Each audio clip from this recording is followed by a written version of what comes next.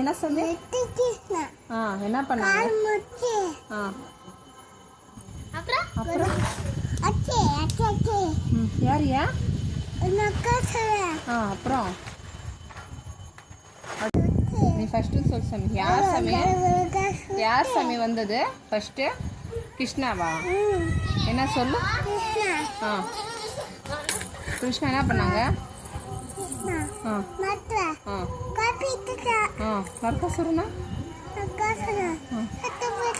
எப்படி சுத்தனா? எங்க போட்டான்? எங்க மத்தல போட்டானா? எப்படி சுத்தனா சாமி? யார் சாமி போட்டது? யார் சாமி? யார் அது? எப்படி இருந்தா கிருஷ்ணா?